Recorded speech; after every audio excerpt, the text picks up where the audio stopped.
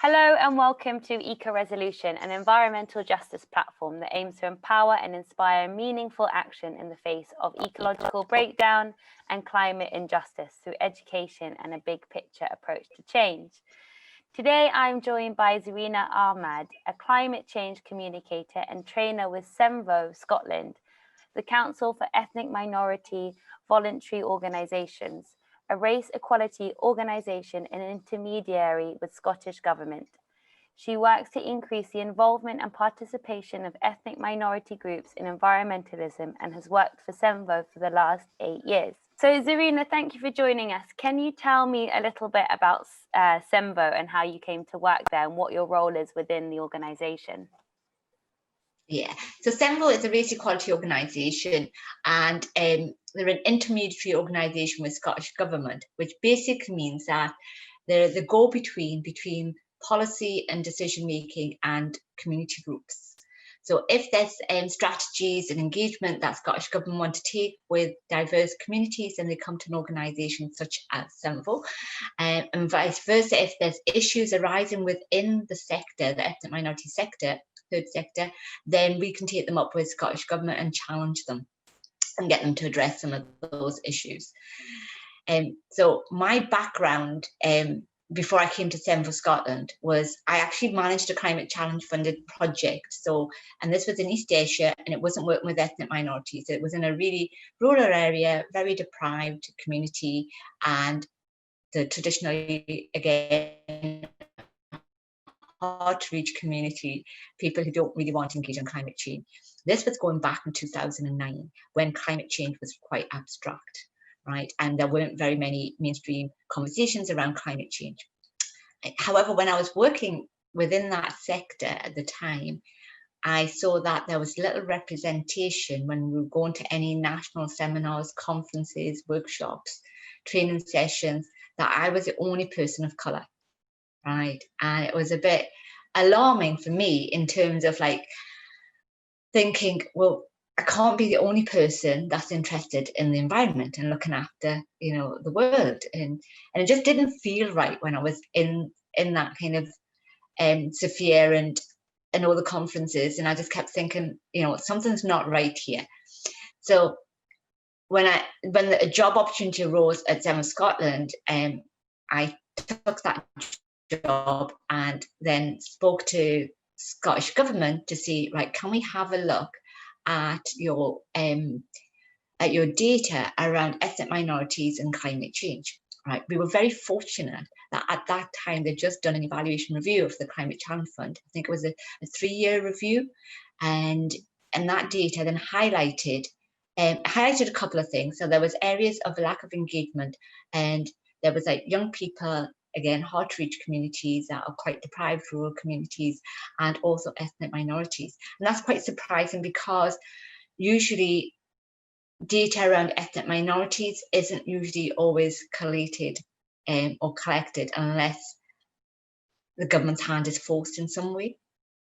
So that was, I just happened to be at a very fortunate position that they had this data. And then we spoke to Scottish Government, and their perception at that time was that, well, the reason why ethnic minorities haven't applied for this funding or haven't come forward is because they're not interested in climate change, right? And again, that was like a red rag to a bull for me, because I'm thinking, that cannot be true, right? And so we said, well, how do you know this, right? And they said, well, we've had the fund out for for 3 years, 4 years at that time. And they said, and there's only been 3 organisations that have ever been funded. And that was back in 2012. So we had a big conference. So we did a big conference in partnership with Scottish Government, and then invited over 100 organisations from the ethnic minority sector to this event. And it was highlighted at this event that majority of these had never heard of the Climate Challenge Fund. So this was highlighted then to Scottish Government, and they acknowledged that they'd never done any targeted work, and targeted work needed to be done, because if they'd done the targeted work, they would have had a better representation of ethnic minorities applying for the fund. So that was how my work started. So we looked at Scottish Government's tender documents, made sure that there was equality outcomes embedded in, and then worked in partnership with Keep Scotland Beautiful, who administer the Climate Challenge Fund on behalf of Scottish Government. So between 2013 and now, we've had over 150 projects that have been funded through the Climate Challenge Fund. And some of them are very small projects and like just looking at like feasibility studies, and some are very big projects that have been going on for about 6 years.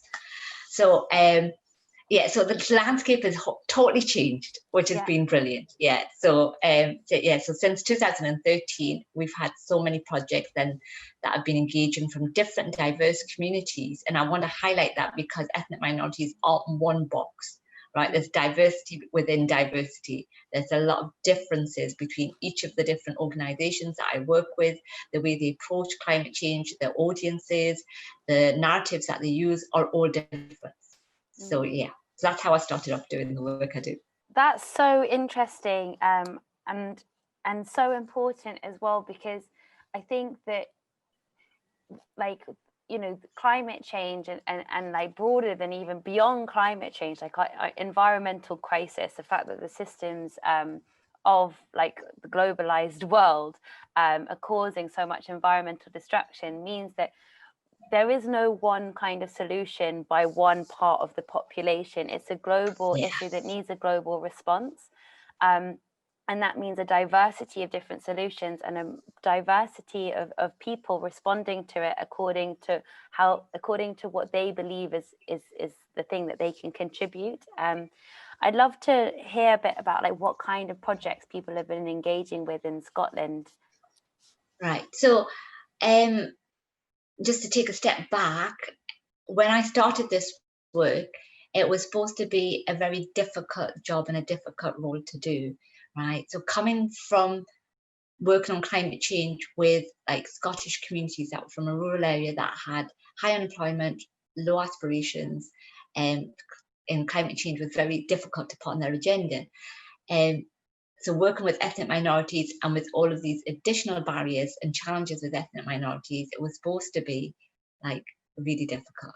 And I have to say it was one of the easiest jobs I've ever done, right? Okay, so it's been the easiest jobs because of two reasons. One was, like you said, it's a global issue. So the groups that I work with had connections to other parts of the world. So they were either had migrated from different parts of the world or had family in different parts of the world. And these different parts of the world, depending on where you are, could have been Pakistan, Nepal, Bangladesh, Kenya, Sudan. They've all been impacted by climate change. And the climate change at that time was real for them. It wasn't something that was abstract. The impacts were real. So there was devastation around climate change. There was an urgency around climate change. So they understood it, even though they might not have had the jargon and the language that we use here in the UK, it was very much real. And the second thing was religion. So a lot of the groups that I work with aren't geographical community groups. They're actually communities of interest. And so part of that community of interest, a lot of them were faith groups. So then for me, it was like, I used faith as an inroad to having discussions around climate change. So looking at what the different faiths have to say about our responsibility to the planet, about looking after resources, using resources, exploitation, greed, all of these narratives were in faith. So I was able to use faith, and that made it very easy as well to talk about climate change. That's so beautiful. And really amazing, actually, because I think a lot of the time, you know, just going back to when you said that the reason that the Scottish government, well, what the Scottish government thought was the issue was that people didn't care about climate change, and I think that kind of encompasses such a major issue with the apathy and like kind of the inaction around climate change, is that it's not positioned in a way that allows people to take real action on it. It's more like, oh, switch off your lights, change your light bulbs, fly less. That's not like so there's a lot of noise. There's not an inspiring kind of call to action for people. So that's really, really interesting. And also the other thing where, should I move? Is that really loud? Can you hear that sound? Is it very loud? No, didn't hear anything. Oh, okay, sorry. Yeah, and the other aspect is that I think that because climate change is spoken about as something that's going to happen in the future, and that's how it was taught when I was at school, that it becomes very abstract and very kind of not important, not at the top of our priorities, because there's other things that we need to focus on, like getting a job and things, and like feeding our families and ourselves. But as you say, when you're working with ethnic minorities, a lot of the time, these are people whose families or themselves have lived in the areas of the world where the impact of climate change is already occurring, and also environmental destruction. And I think that is the key, one of the key messages behind climate justice as well, is making people realize that climate change is not something that's happening in the future. It's something that's happening now. We have mass climate refugee crises all over the world. So you were cutting out there. That's Sorry, okay. I didn't quite catch you. That's right. all right. Okay. Yeah. What I was going to say there was about some of the narratives that you used in the UK around climate change that I don't find helpful. And I think one of the ones is behaviour change, because behaviour change is quite patronising. And I think when we start using things like behaviour change, it actually is off-putting, because it's saying to people, right, what you've been doing is wrong, and we're going to tell you how to do it better and how to do it right. And that is quite emotionally difficult to deal with, because it's something that you could have been doing historically for a number of reasons. And then with some of the groups that I work with, some of their behaviours and attitudes actually come from colonialism, around behaviours and attitudes that have a negative impact on climate change. So, for instance, I'll use an example like connection to the land, right, and growing your own, right? So if you're from like some parts of Africa or some parts of India, right, when colonialism happened, people that were on the land were undervalued and were seen as being undervalued, underskilled, and uncivilized even. And then so those people, their aspirations were then to become educated in terms of the Western world, like to become lawyers, accountants, doctors. All of these Western ideologies were then taken on board. And so now when they come to the UK, growing their own then seems to be belittling them in a way, you know, because that was something that they were told was not of value and was not important. So why would you want to grow? You know, why would you want to grow your own fruit and vegetable in your own gardens? So you have to really understand the languages and the words that we use and the messages that are sent, because you have to adapt them to the group that you're working with and be really sensitive to what their background is, what their historical background is, where they're coming from, what they're doing, and just try to connect to what they can do and what they're willing to do. Yeah, that's so interesting. It's something that Vandana Shiva, we did an interview, like an event with Vandana, and she was kind of saying how outraged she was by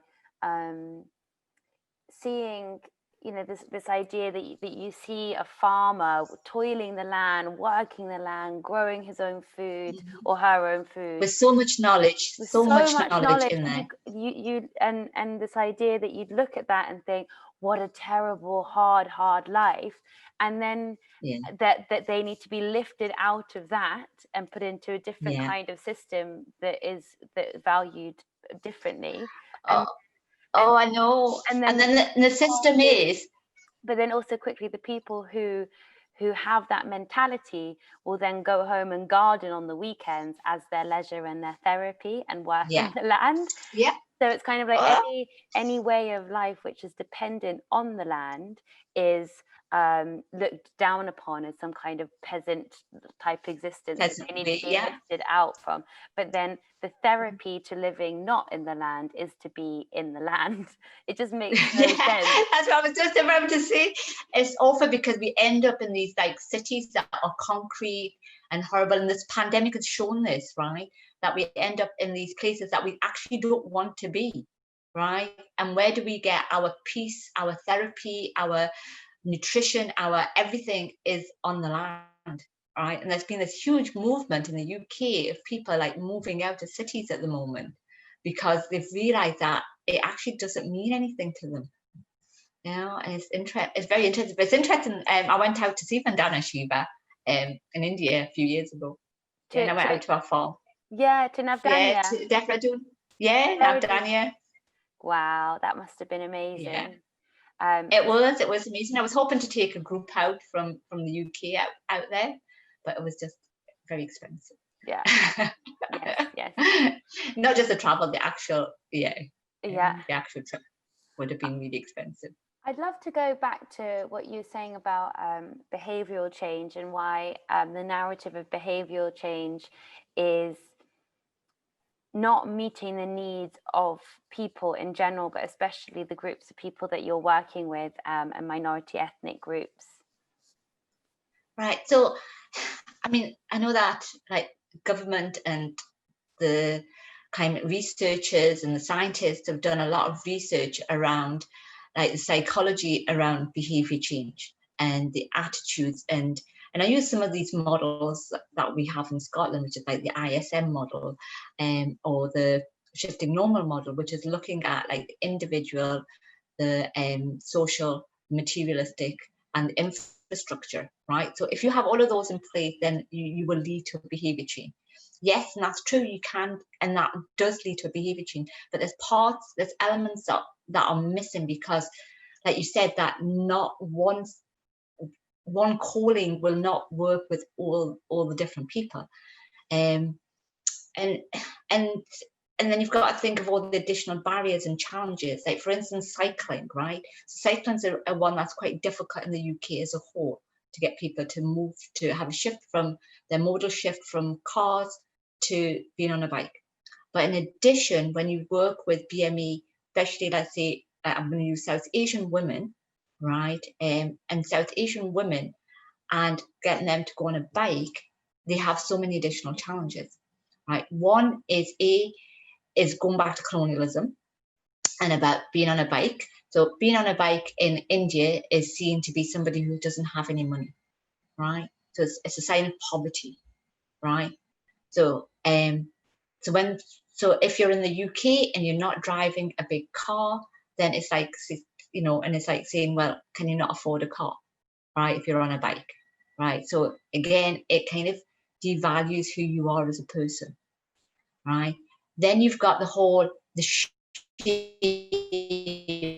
of being on a bike, not just the social status thing. And when I say this, the shame, where does it come from as well? And the social status shame, because the South Indian communities are much closer knitted, and they're also, you might be living within like 3 generations in one family, so you're getting a lot more pressure, and that's a lot more peer pressure.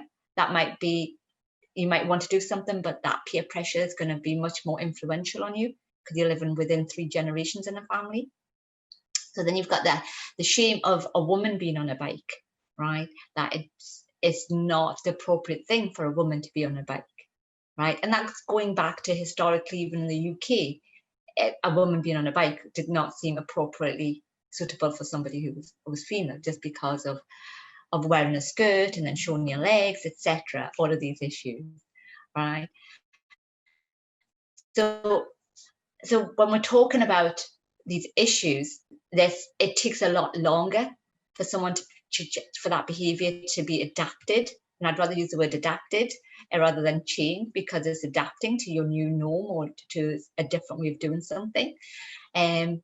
So it is, I think that acknowledgement that it can take a lot longer as well with different communities, because they're having to relearn something that they've learned from the West as well. And the West have to then take a responsibility for that.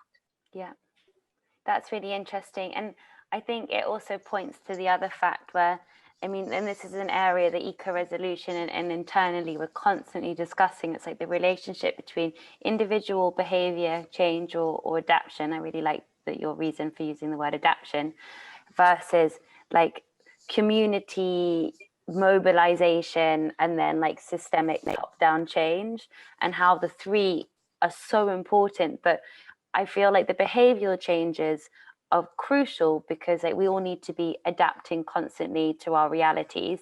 And when you do adapt your behavior change according to social justice, climate justice, environmentalism, you're like embodying your values, and also you're reminding yourself of where are the structural issues. Like if I have to go out of my way in order to make a decision that's better for the environment and better for people around the world, therefore there is an issue with the system, because it shouldn't be that way. It shouldn't be easier to do something that's wrong. Not wrong, but has a negative effect. But at the same time, the government and corporations have kind of made it all about behavioral change, and then put so much guilt and pressure on that without doing anything up there. Like what we need is top-down change, because we need complete systemic transformation in order to address these big crises, and that's something that's exciting and joyful. And if it's done slowly and consciously, and not when we're in complete ecological oblivion, then that could be something that's really wonderful. So we'll see what happens. But we'll see what happens. But I just and I think like behavior, like that, this whole emphasis on individual behavior doesn't always work with different ethnic groups, because individuality isn't as strong as community. Like in the Western world, it's very much more about you as an individual and your role as an individual. Everything that we do, like from our education system, is all about you, or me, right? And our education system, our workplace, when we work as a person, and you do what you need to do, rather than working within an organizational values and being part of a bigger team and holding those values. You're actually there as an individual doing the work that you need to do. And our education teaches us to be competitive on an individual level, right? Whereas in other Eastern countries, it's very much about you're part of a community. What you do has an influence on each other, your family, your community, your faith, and you have a ripple effect around that. And again, when we have the conversations that we have in the UK around behaviour, it's very much about an individual, and it's putting that emphasis and that guilt around the individual, rather than thinking that it could be a bit wider than that. Yeah, and like conceptually or like philosophically or spiritually, the effect like that has on us, I think, impacts us so deeply, because I think that's also why so many people can feel so passionate about these issues, but also so disempowered, and like they're never going to be able to have a big effect, because we're taught that to have a big effect, you just need to change your behavior. And if you don't, you're a bad person, you don't care enough. When actually, if we look around the world, we look at, the most kind of inspiring social justice and climate justice leaders, they're people who haven't got their keep cup with them all. I mean, they might have their keep cup with them all the time, but they're people who are mobilizing their communities, who are mobilizing their families, who are mobilizing their nations or networks that they're a part of. And like that's when we start to see really big cultural shifts. It's actually the behavior change is just what would naturally you probably would do, because we like to live our values. I got another question I'd love to ask, just a step back from all of this. Why is it so important to engage ethnic minority groups in conversations around climate change and in climate action? Because they're a part of our society. We're all in this together. So why are they excluded? For me, the question is, well, why are they excluded? Right? It's not why they need to be included, it's why are they being excluded from these conversations. And I always use this analogy of a party, right? So being an ethnic minority is like being a group in school, being part of like a bigger group in school. You're the only person of color, right? There's going to be a party that everyone's going to, you're not invited, right? The party's open to everybody, but explicitly you've not been invited to the party. So then by not being invited to the party, you don't know where the party is, when it's happening, and who's hosting it, right? So then my role has been to be this person who finds where the party is, right, goes knocking on the door, be the gate crasher, opens the door and invites other people in, right? So for me, it's like saying the environmental sector hasn't been inclusive, right? And they need to be inclusive because everybody's role in society is important. We're part of climate change is, like you said, is a global crisis, right? We've got learning that we can learn from each other, especially from ethnic minorities who've learned to adapt to so many different things. Whereas I think in the UK, the Western world is not so good at adapting.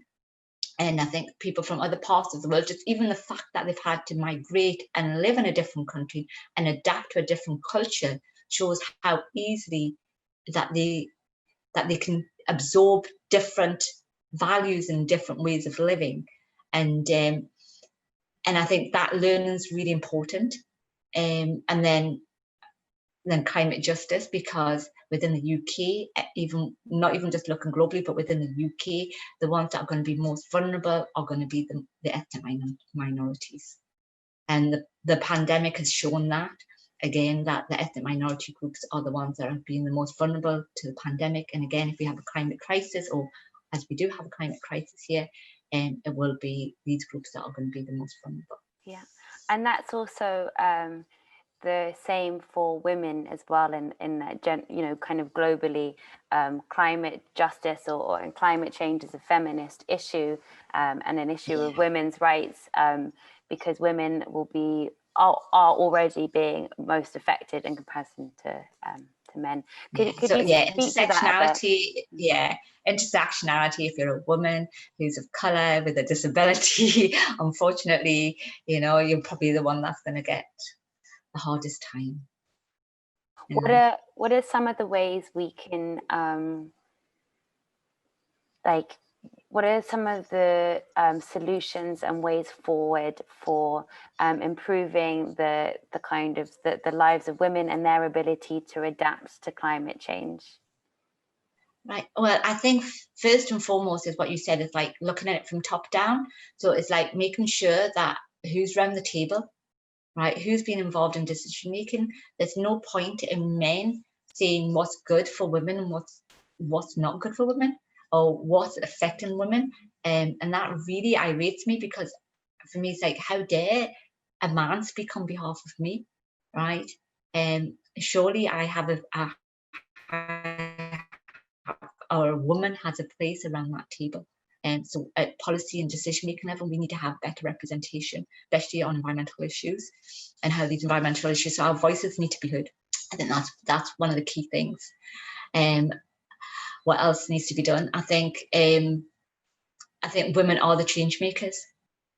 So I think women are the change makers. So I think and if you look globally at the female leaders around the world, they're the ones that have been probably the most successful change makers in handling both the pandemic and also a climate crisis. So yes, I think this is why women need to be definitely included in that political, more strategic level as well. But even at a local level, in a family level, I think women's voices need to be heard. And I think one of the other things I'd really like to bring to the forefront is that something that we've always been told to undervalue is our emotional side and our connection to emotional thing. And I think that's been wrong. I think we need to connect at that emotional level. I think if we have conversations that are emotive, that brings about change. Yeah. Totally. There's a book, I haven't actually read it. It's one of those books that I can seem to cite but not actually have read. But it's by George Marshall, and it's like why our brains are wired to ignore climate change. And I think he and lots of other authors that have picked and kind of researchers have picked up on the fact that showing people stats and graphs about climate change does not make them feel inspired to take action. But it doesn't seem to do anything for the governments either. And unfortunately, the emotive stories don't seem to do anything for the governments either. But what they do for the people is allow the people to create So am I breaking up? Is it okay? Okay. The emotive stories and the way in which we can communicate climate change through human story allows people to create that emotional link so that they feel like from their body wanting to take action rather than from their head. I feel like social movements are of course rational because they make sense to have justice, freedom and peace and respect and liberty for all. But they're not, I don't feel like they're fueled from the head. They're like fueled from the heart. They're fueled by something so much deeper. And it takes women and children and young people and men and all people of all identities to really make a social movement resilient. And we explored this in nonviolent direct action and social movement building, that a key reason why non-violence is so important in protests and civil disobedience is because if you have an aggressive or violent uprising or rebellion, that will often be just young men, and then it will exclude women and children, which then means that they don't get the sympathy or the connection around the world and by the media, and B, the government can quell it with and justify the use of force. So I think having like very diverse social movements, as well as having diversity of decision making and policy, and like having like for the two, it's not just diversity on one side and not on the other. We need to make sure, and so I'm going off on one of it, but also I totally agree with you. I think you're right, because I mean, I think some of the things like with EXO, I know that a lot of them have been non-violent, but they've not been inclusive in terms of their actions that they've been doing around climate change. So especially if you're somebody from an ethnic background, if you're a young black boy or a young black woman, being arrested by the police is just something that you would just not want on your record at all, or to happen to you as well. So and I agree. So I think you have to look at different diverse social movements. You're right. And totally I think the other thing is that, I mean, because of the way that climate change is spoken about as being something that's happening in the future, if you're a person of an ethnic minority, or your day-to-day existence, you're having to overcome oppression and racism and like all these obstacles, to then think I mean, not saying that people don't, obviously they do, but it's just you're going to be a bit less likely to be so impassioned, like, because I feel like my life is quite easy, full of ease. For me, I'm so passionate about the environment and it is because of the social justice side, but I think also I got like the mental space to really think about it daily on a daily basis. And again, I mean, there's so many amazing ethnic minority activists and people all around the world who are actually on the front line. So I don't really mean that to the fullest of what I just said, but I do feel that, like, from my context of London, that I have more ease to engage. Yeah, and then I think you've mentioned something, because most of the groups that I work with are activists, right? So they're not about movement building. They're not about like campaigning and activism. Yes, there's a handful of people that are within the ethnic minority environmental network, and I'm trying to build more people to take that role. But the majority aren't. The majority are just people that are living their daily lives and trying to look at those little things that they can do to make those little changes, to make a better world for themselves, for their families, for everyone. And it's going back to one of your first original questions, which you asked were, what type of groups do I work with and what kind of actions do they do? So I work with a diversity within diversity. So I work with people from all around the world, right? Groups from all different around the world, right? So everybody has different cultures, languages, different food systems, different relationships to food. And food's a huge one for me, because food security is the one thing that's really going to have an impact. Climate change is going to have a huge impact on our food security. So understanding like climate crisis and food security is really important. But then also when you're in the UK and you have food that's culturally sensitive and might be flown from different parts of the world, how do you then have those conversations around like food miles and the carbon footprint of your food without taking something away from somebody, but without taking away part of their culture and their heritage? And so, you know, you have, again, so that goes back to like understanding who your audience is. And then I have like, I work with women's groups. I work with a deaf community. So in a deaf community, you don't use BSL. So it has its own, you know, additional challenges. So there's me who does training for them. Then I have an interpreter.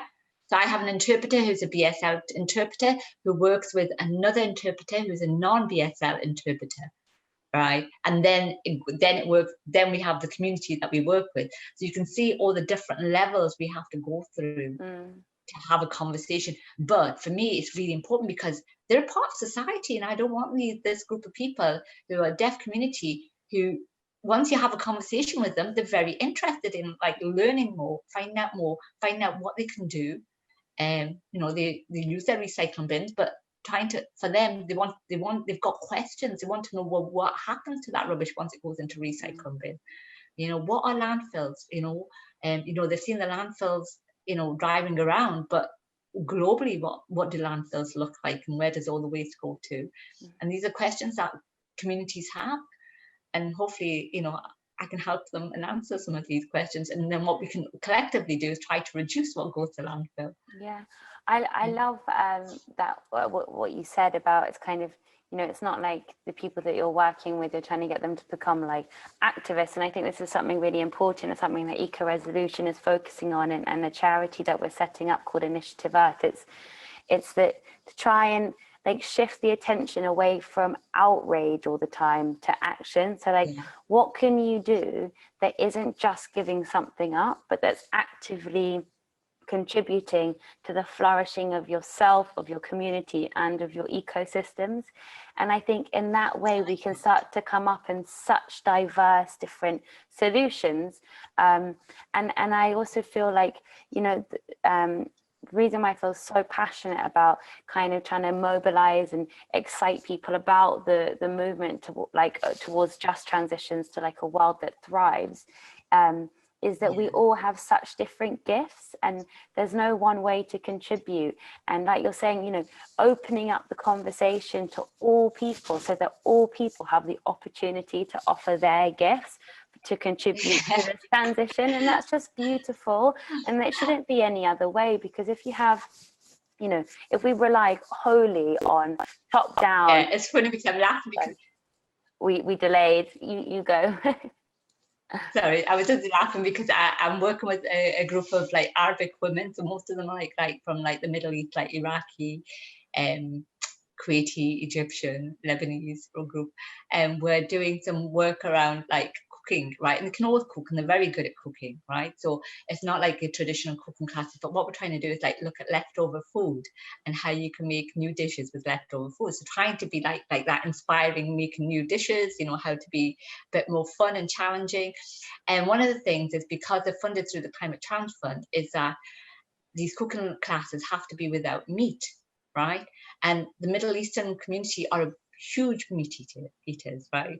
And every time I go in and we're like trying to do a class on using leftovers, they keep saying, all right, we have to make something that's meatless because Zarina's a vegetarian, because she's a vegan. And I'm like thinking, you're not doing this for me. So I'm going to take back what you said and say, right, we're all in it together, we're flourishing and thriving together. Because I keep trying to remind them that this isn't for me. I'm trying to help you to like think about what food that you have got left over and you can use, but they're constantly, it's like, all right, so we're making this because this is what Zarina likes, you know. Oh, I love that. I love that. I've got one last question. What do you have any tips for people or organizations to be able to, you know, expand their reach, their audiences, be able to speak to different communities, and just generally become more inclusive in their approach to tackling climate change and environmental destruction? Yes, create space, create the right space, create an environmental space invite people, but not just invite, build relationships. I think building relationships is really important. Otherwise it becomes a tick box exercise, like you end up like using somebody, which is not nice. So I think it's about building relationships, create the right space, and listen to the needs and the conversations coming from someone else is really important, because otherwise you'll go in there with your agenda and then you'll walk away feeling disheartened or not achieving what you want to do and trying to force it upon somebody else. So I think it's given that space to listen. Thank you. And I think it's very simple. No, that's perfect. And I think also we need to, what you said at the beginning really struck me. I mentioned it already, but you know, about the Scottish government feeling like, just based on their experience, that they kind of came to the conclusion like, well, perhaps just like minority ethnic groups don't care. But I think we just need to change that in the mind and be like, no, if we're all given the opportunity to, we all care and we will all act. And I think this is something that is so at the root of a lot of governmental inaction, where they think that people don't care. People care more about Brexit, they care more about the pandemic, they care more about economic growth and growth of GDP. And it's just a lie, because it's feeding an alternative narrative. If we were to say, actually, no, we care about community well-being, not just in the short term, but in the long term. And we want the people on the other side of the world to also be safe and be able to look after their own communities as well. And I think that's a really actual, even though it's simple, like a big consciousness shift away from what people don't care to actually we all really care, and we just need to be given more opportunities to show that. Yeah, so I agree with you totally there. And I think what you have to remember is that you can care about more than one thing. So it doesn't mean that you have to care about Brexit and then you give up climate change. You can care about both. Yeah. So I don't understand why it had to be one or the other. And also, caring isn't it's not black and white. It's not a yes or no. It's not you know, it can be on a scale. So one person might care a little and somebody else might care a lot, but that person who cares a little doesn't mean that their little isn't valued. You know, so again, we need to recognize that everyone's on a journey and we have to just support that journey. But again, going back to, another important thing is when you're working with different diverse communities, is make sure you put resources in as well. I think resources, because just using that example of working with like the deaf community, how many so if I have to work with them, then I've got to work with an interpreter, then they've got to work with a non-BSL interpreter before they can actually reach their community and engage with their community. So so I would always say make sure that resources are given and supported for different ethnic minority groups. Can I quickly ask, what's BSL? Or British Sign Language. Oh, thank you. And I think with resources, that's financial, but also time as well. Yes, time. Like, this is something that I've found. I mean, I'm like in no way trained in like environmentalism or any of the things that I do. And you know, if you're at first like looking at people to interview, for example, to talk about a particular topic online, it's likely that the first people that come up are going to be white and they're going to be men. And it takes more time, not a lot more time, but it just does take more time to be like, to dig a little deeper through the internet to find different people to come and to speak to. And it's just something really small and maybe really obvious, but I know for like the first, year and a half of running this organization that me and my sister did, it just felt more like there just weren't people of color who were speaking at events, but actually it was just more that I wasn't investing time to find the people of color who wanted to speak at events.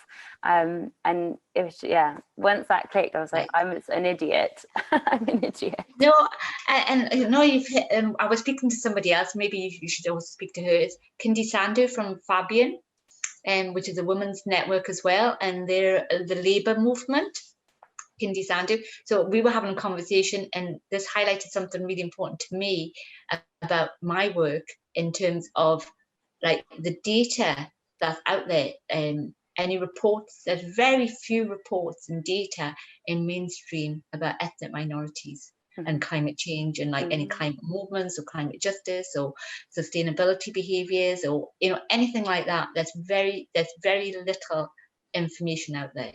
So even getting that, like you said, trying to reach out and trying to find things, it takes longer. So be prepared for that and invest that time in. Yeah.